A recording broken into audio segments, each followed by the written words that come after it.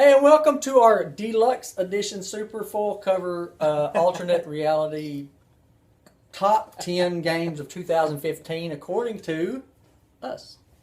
And The ones that matter. That's right.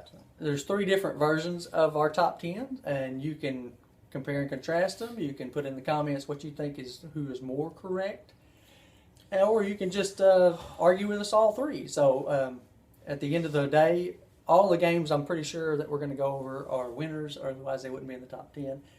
And you're probably going to see some different games than we had last year in our top 10s because we're pretty fickle and we see a lot of games. So starting out, let's do number 10. Number 10.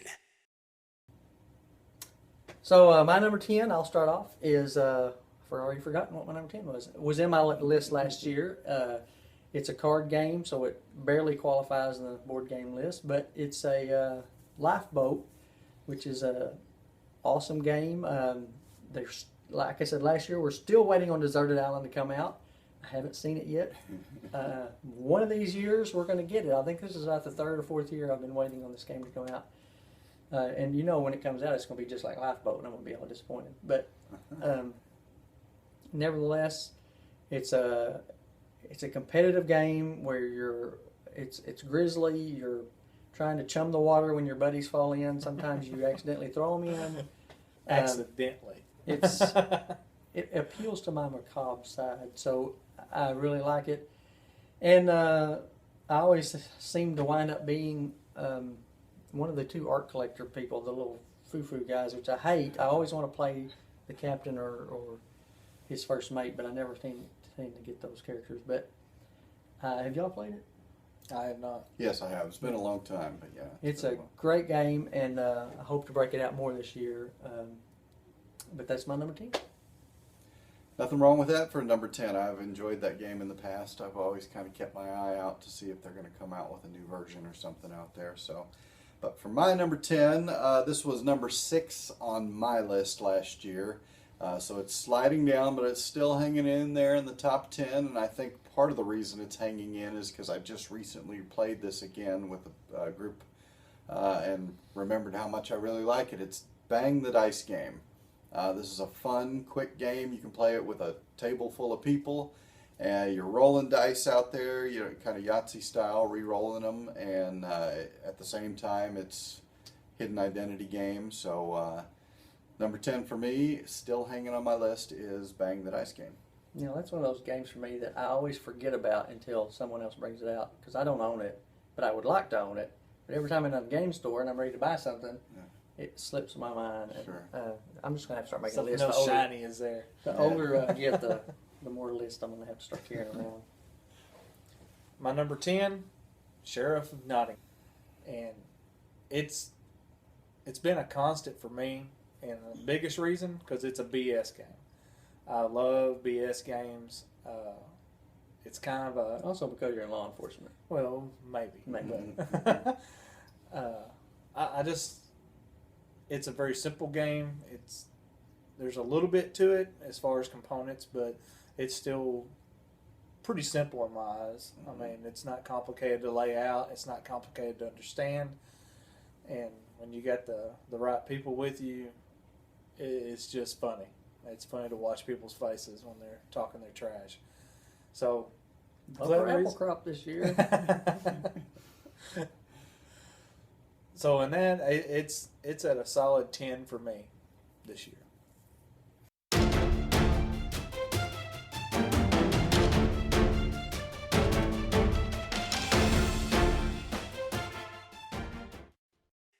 Number 9. Number 9. My number 9, unfortunately, is going to appear on somebody else's list very soon, so I'm going to actually hold off on my number 9 for right now.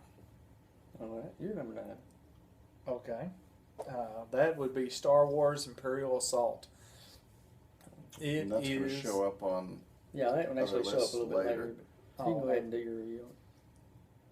Well, y'all pointed at me, so I was like, okay. Well. It is... What's a word? Epic. If you are a Star Wars junkie, you get a serious fix on this. The miniatures are awesome. The Gameplay is awesome. It was hard to make it number 9 because it really wanted to go up the ladder for me. But I got a few others that are a strong cooperative game for me. But Star Wars is really cool. I can't brag about it enough. I look forward to every time we play it.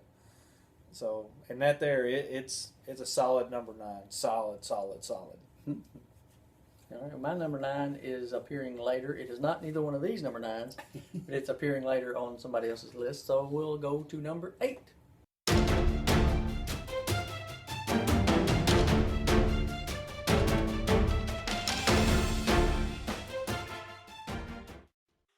NumberEight.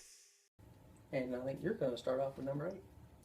Number 8, this is a simple game. Very, very simple game. These guys got me addicted to it. It's Love Letters, except it's the Batman edition. Go figure. It is a very, very good game. Very simplistic. A lot of fun. My kids love to play it. Anytime the cable goes out, which seems to be all the time, we just sit at the kitchen table and we pull it out and we just play. And we play and play and play and play until, okay, guys, it's time to go to bed. It doesn't ever seem to get old, especially if you got 3 or more players. It's a lot of fun messing with each other. So in that, it's number 8 because not only is it Batman, which should be like number 1 as it is, but being able to play with my children and everybody have fun as a group and a family event, it's number 8. All right, and that was in our list last year, our top 10 last year, but for me, it has dropped off my list, and my number 8 is Shadows of Brimstone, Swamps of Death, and that's only because it's the only version I've played so far. But if you've seen our review, it's borderline an RPG game / board game. The pieces are good, the components, the theme, everything about this game is good, and it probably would have come in a little bit higher for me had we played it more, but that's one of those games that takes so long to get out on the table and consume so much of your time that you only get to play it every once in a while. So we do have a campaign ongoing right now, though, and I believe that was also your number. Yeah, that was my number 9, and yeah, absolutely for the same reasons. The story that they put together in the campaign in the book is fantastic, and then of course if you can add some flavor to it, it just takes off. The minis were fantastic on that game and everything. So yeah, the Shadows Brimstone was my number 9. Chris's 8. My number 8. Well, actually, David's number 8 was my number 8 last year, Love Letter, but it fell off my list for this year. And so that brings me to my number 8, which was my number 3. Are you confused yet? Last year. There'll be a mock-up right here. How that all relates. It'll be all graphed out, don't worry. In case you think you know what it is, it's going to show up on someone else's list later, so I still can't even tell you what it is. So your whole list is basically just a mock-up of somebody else's list. My number 8 for this year was number 3 last year, and it will show up again later. So. Actually, it won't because I think it was removed from it. Oh, excellent. Okay, so you can go ahead and talk about it because it was my number 9, which we've already skipped. Excellent. Okay, so this brings me to Jamaica. So if you're keeping score at home for the OGG number 8 this year, Jamaica. People back, rewind. What did he say? What number are we on? Hey, listen, it all makes perfect sense. Just follow the trail. This is a game in itself. You'll get there. So yeah, we've reviewed this game. We've talked up this game. You'd think we all have stock in this game, so it's already, how we feel about this game. Starting to slide out of my top 10, but I mean, let's face it, these are the top 10 games of all time. If you're even mentioned, you're doing fantastic. So Jamaica is now number 8 for me. Which was my number 9. So I won't say much more to it other than I can't believe it dropped. Last year it was number 2 for me, and it really fell this year. And I don't know why that is, other than I haven't played it as much. Yeah, the longer we go, the less we play it, and it's because we have so many games to play. But for sure, always want to play it. no matter. Usually I play it now only with new people. It's one of those people I suck people into the hobby with. But it's number 9 for me.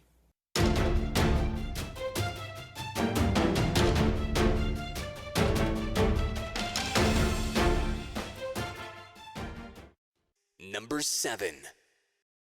So, which leads us What to number are we number on? 7, which So I'm naturally. going to start here.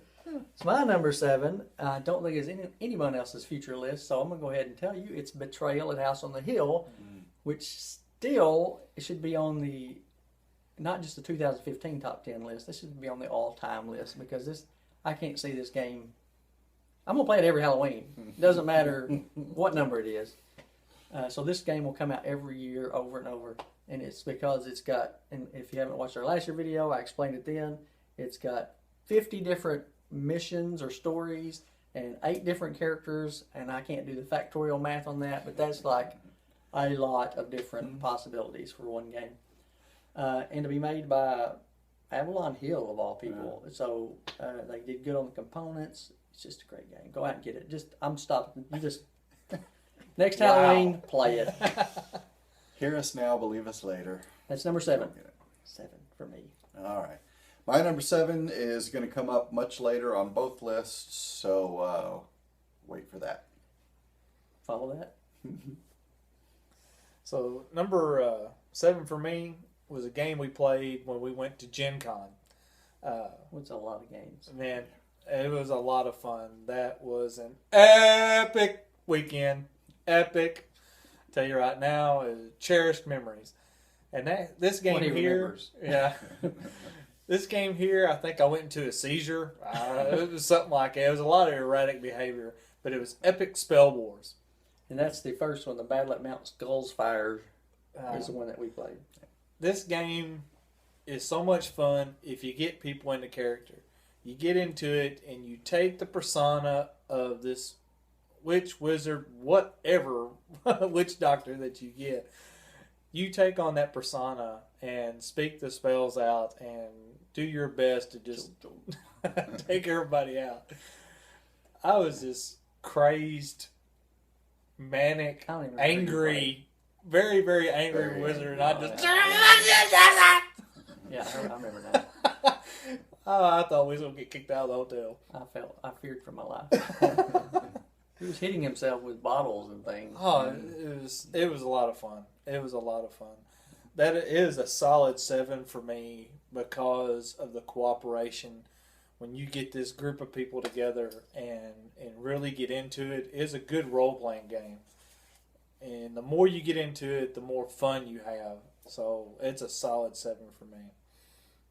All right. So I think you're going to start us out with number 6.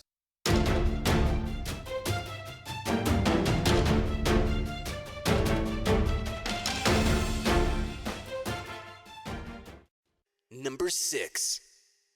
You would think so, but my number 6 is about to show up on someone else's list as their number 5. So stay tuned for my number 6 and my number 7. And probably several others. Probably several others. But yeah, my number 6 is someone else's number 5, so you'll hear that very, very soon. Oh, evidently my number 6 is somebody else's. See, I didn't plan this correctly because I get to talk during my number 6. My number 6 is a game that I got into heavily this year, and they just came out with a new expansion. Actually, it's a standalone expansion, I think. Mice and Mystics. Mice and Mystics, I stayed away from for a long time because I thought it was more of a kiddie game, and I finally did jump into it. I'm glad I did. We're in the middle of a story right now, and this is the only story-based game that we've played this year, I think, that we just keep coming back and finishing part of the story. Usually we'll play the first part, and it just never quite makes it back to the table. We've actually pulled this one out 3 or 4 times this year, and we're getting the hang of it. So, Mice and Mystics, the original, plus I've got one expansion, and the new Tail Feathers just came out. And I haven't got a chance to look at it yet, but I'm looking forward to it before long. So that's all number 6s. That's all number 6.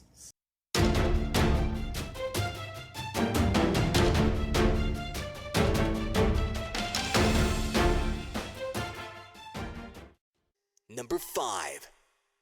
And number 5. Is going to come up on somebody else's list here shortly, so we will speak on it later. Well, my number 5 was your number something, I think. Yeah, My number 6. Your number 6. Yeah. So my number 5 is Star Wars Imperial Assault, which was his number 9, I think. Okay. But now I'll talk about what I think about it. And I'm getting this, I hear from a elf that I may be getting this for Christmas. But it's You a can't good talk thing. about Star Wars enough. I'll just tell you that right now. It's we've considered combining it with X-Wing miniatures and making a huge epic campaign with it, and This will happen. it will. happen. But Imperial Assault is my favorite descent type dungeon crawl, better than the Temple of Elemental Evil, better than it's just because it has Star Wars on it, which is a good enough reason. So that's my number 5, Imperial Assault. So his number 5 was my number 6, so I'll touch on that real quick, and then we'll go to my number 5, which I can actually talk about. So, Star Wars Imperial Assault it's tremendous. It really is. It's Descent, but taken to the Star Wars galaxies, universe, all that stuff. And it's a ton of fun. It's really, really well done. I especially like the campaign book. The stories already are laid out really well, and they give you that feeling of being the rebels, where you're making quick strikes usually. That definitely could have been ranked higher on my list. Again, I had it at 6. We had it at 5. We had it at 9.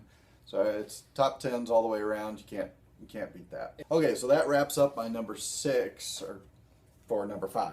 My number 5, new to my list this year, is Dice Masters, except Yu-Gi-Oh. Put that in brackets. Throw that trash out. But all the other sets I've played and looked at and everything, really well done. Dice Masters. This is a fantastic game. This kind of combines a little bit of everything. It's collectible. It's deck building. You've got dice. You can store it. You can display it. You can lug it around. You can, bribe young children with all your dice. It's been known to happen. Yes, it works. What's this fun? They've got everything in one game, but the game system itself really shines. Kind of a combination of Magic the Gathering with rolling dice and all that kind of stuff. Quarriors updated that. Yeah, exactly. They went out and got some good branding. Beautiful. DC out there, Marvel, Dungeons and Dragons. More Marvel. Tons of Marvel. Yu-Gi-Oh. And Teenage Mutant Ninja Turtles coming soon, I've been told, things like that. So anyways, check it out. It's not on my list at all last year. Number 5 right now, Dice Masters. All right, now we're going to go to number 4.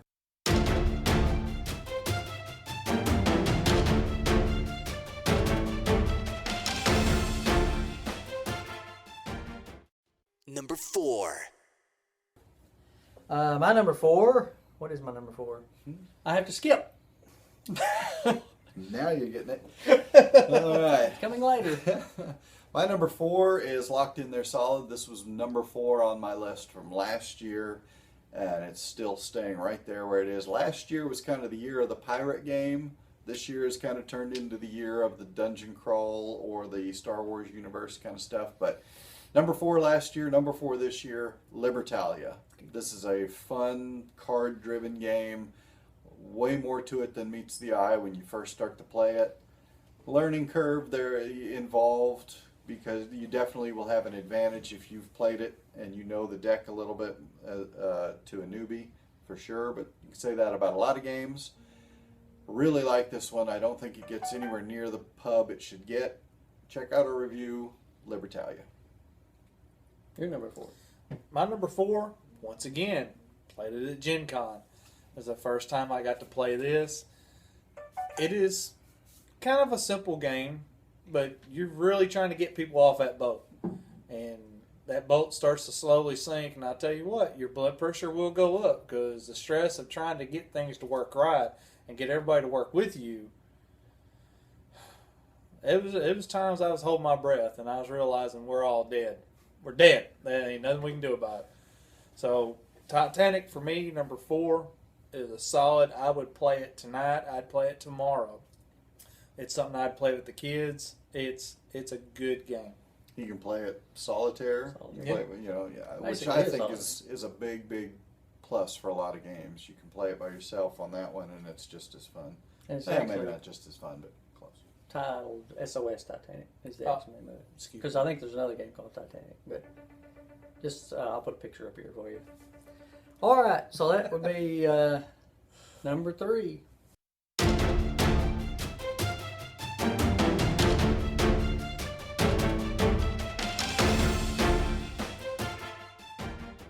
Number 3. Number 3. This was, I believe, my number 3 last year. Also, this one, I don't know. I can't take this one off my list. Nobody else really is going to agree with me. Nobody else in our game group wants to play it that often. And I kind of throw all the expansions, throw all the iterations into one big thing. Ticket to Ride. Number 3 last year. Number 3 this year. This was kind of my reintroduction to the world of board gaming and tabletop gaming, and I still think it's just a strong, solid game. So Ticket to Ride, number 3. That's the only game I have on my phone right now. Yeah, there you go. That's an endorsement. My number 3, I have to skip right now because it's on somebody else's list as they move up. I get to talk about my number 3, and my number 3 was on my list last year, I think at number 3.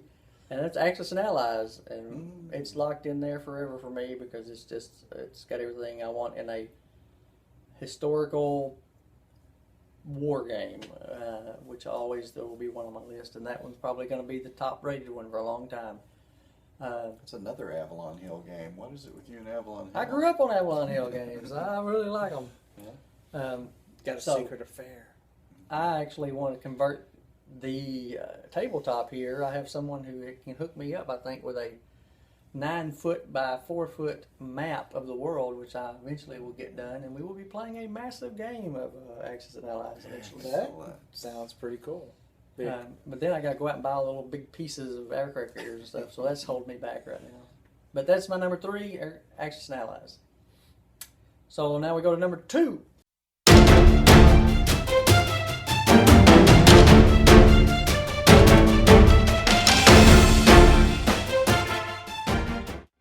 Number 2. Number 2 for me, I can't brag on this game enough. I had so much fun, and it was a great review. If you go back and watch the reviews, it's Sons of Anarchy. That game, it's every man for himself. It's a screw your buddy. It's an adult game. You don't play with your kids. I was making a killing in the porno industry with that game. But it is a lot of fun. It has a lot of relates to the show and the series itself. If you watch the series, you will enjoy the game. I spoke on it before, where if college buddies, frat house, you will have a blast with this game. My friends here, we done nothing but laugh and laugh and laugh, except for Jared. Jared got butt hurt, so he's the only one that didn't enjoy the game so much. Great guy. Great guy. So it's a solid number 2 for me this year. My number 2 was, I think, your number 3, and that is Flashpoint Fire Rescue, which is I knew about last year, but I guess I just hadn't played enough, or it just caught on fire this year, literally, with me this year. And I've been starting to buy all the expansions, and it's just an addiction now. It's cooperative, which I really like. It's I don't know what it is. It's very simple, and it's just cardboard pieces mostly, but I just get into that game. And maybe because my kids really like it, and it's something I play with them over and over, and they never get tired of it. And I enjoy not competing against them in that game, but actually working together with them. And so Flashpoint Fire Rescue, we just bought the Veteran and the Rescue Dog, which my daughter loves, and she will not play any other character now except the Rescue Dog. But that's my number 2 and your number 3. Why don't you go ahead and chime in on your number 3 for it? My number 3 was on dealing with Flashpoint. the game I loved about it is when you're working together, you got to get certain hot spots out. You're trying to get people out, and you got all this stuff going on. Rooms explode. Next thing you know, you're surrounded by crap, and you're like, "Oh my God, we gotta get out of here!" But how many walls have been broken? The whole place is gonna come down on you. So you're trying to get in and get out. It's fun. It's very exciting. I got excited in playing in it. You really get the feel of what's going on. So it's an awesome game. It's a game I'd love to play with my family. So it's right up there. It's a good solid 3 for me. There's no that game didn't make it onto my list this year, but it was close. It was one of those that just couldn't quite eke into the top 10. But I agree, that's a lot of fun there. My number 2 is going to be David's number 1, so we'll talk about that in just a second. It may be my number 1. It could be. Sorry, it's somebody's number 1. So it's Well, coming why don't up you go soon. ahead and start? No, it's not. Why don't you go ahead and start? Yeah, it's not his number 1. It's my number 1. Why don't you go ahead and do your number 1, and then we'll go into the number 1s. This is number 1.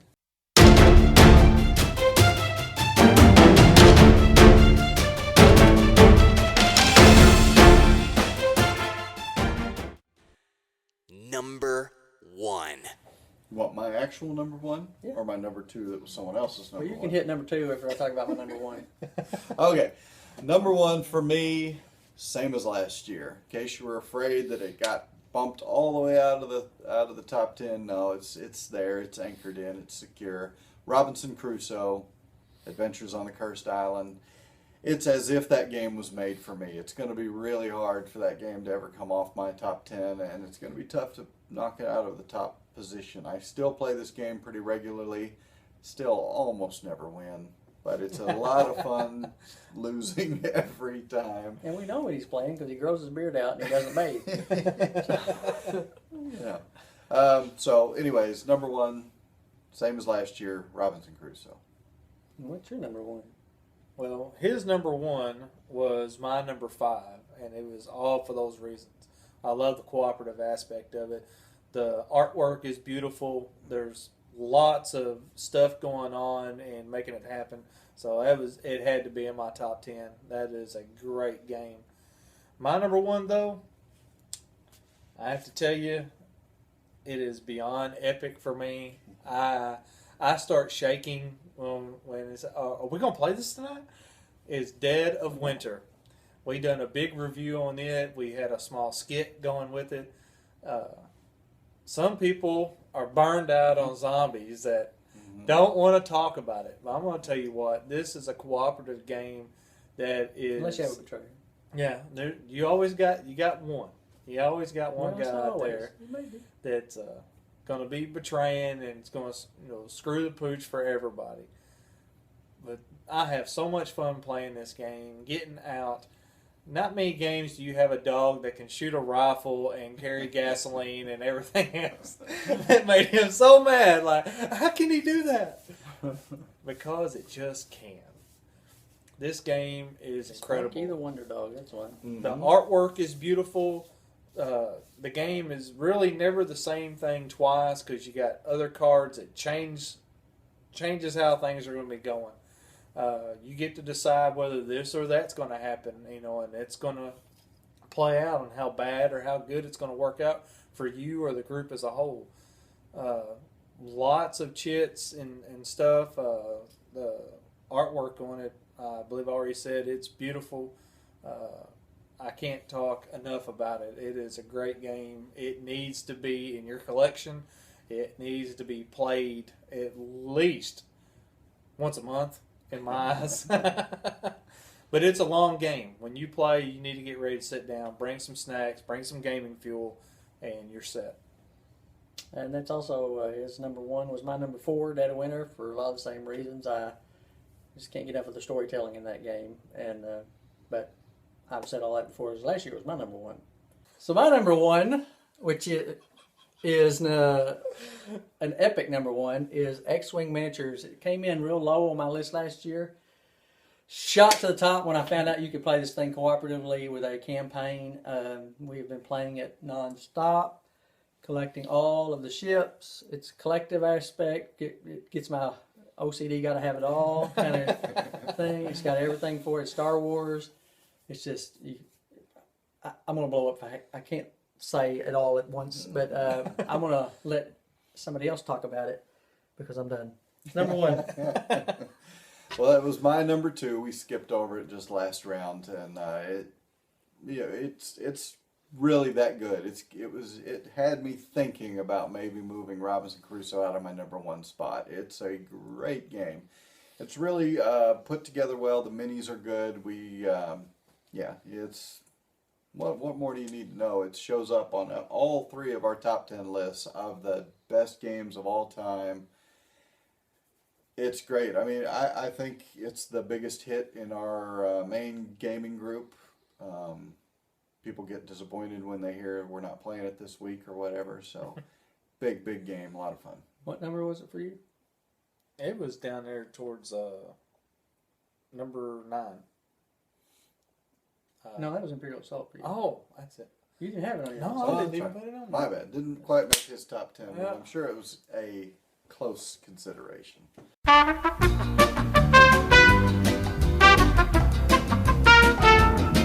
All right, so now we're going to go to my number 1, which is X-Wing Miniatures.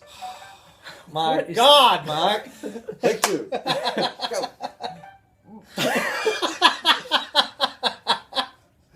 I'll try. I really will. Power off, you Technology. bitch. Now it's going to make all kinds of noises while it's powering down.